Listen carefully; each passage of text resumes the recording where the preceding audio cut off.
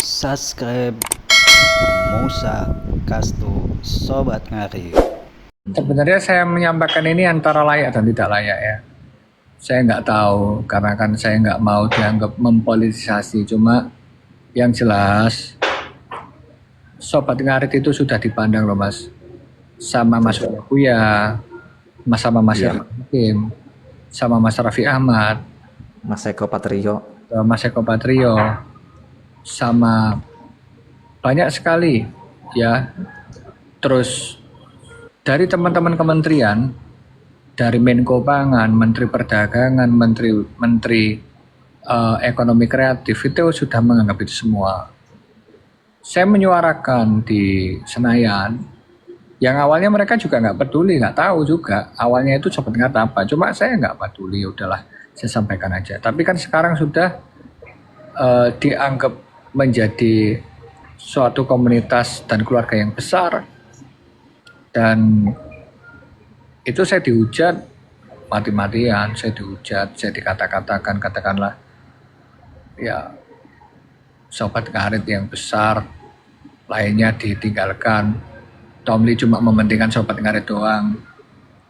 Terus kemudian saya dianggap bahwasanya fungsinya Sobat Ngarit apa, Yun apa ya nggak apa-apa. Orang lain menganggap seperti itu, cuma gambaran besarnya kami nanti Mas, bagaimana Sobat Ngarit juga ikut membantu untuk kemajuan daripada asta citanya Pak Prabowo sama Mas Gibran, supaya menjadikan teman-teman yang mungkin masih belum pernah kerjaan untuk menjadi petani-petani muda, peternak-peternak muda, atau teman-teman UMKM muda. Mungkin saya sekarang diketawakan, sama ketika dulu, ketika saya umur 17 tahun, saya masih gembel. Saya umur 23 tahun, saya masih gondrong, masih gembel, masih pakai motor jelek. Ketika saya dulu itu ngomong ke teman, saya pengen jadi pengusaha, saya diketawakan.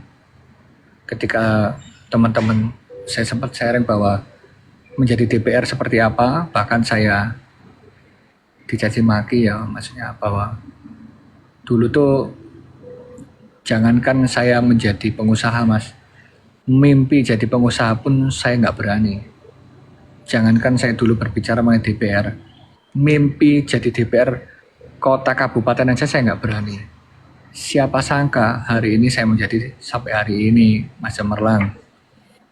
Dulu ya katanya Mas Iyun adalah orang yang, ya Iyun ini paling cuma 1 bulan 2 bulan pun akan redup. Siapa sangka menjadi seperti ini. Betul. Dan mungkin yang terakhir lah, kehidupan ini kita nggak pernah tahu seperti apa.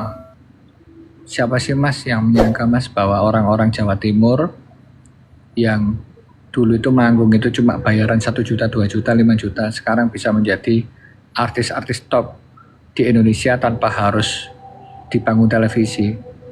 No one can tell everything about the future. Ya ini hidup itu penuh misteri. Bahkan ya, seorang yang bukan siapa-siapa pun bisa jadi apa-apa. 5 tahun lalu aja saya belum berani bermimpi jadi pejabat. 10 tahun yang lalu tuh mimpi saya masih sebatas pengen jadi pegawai pabrik Mas.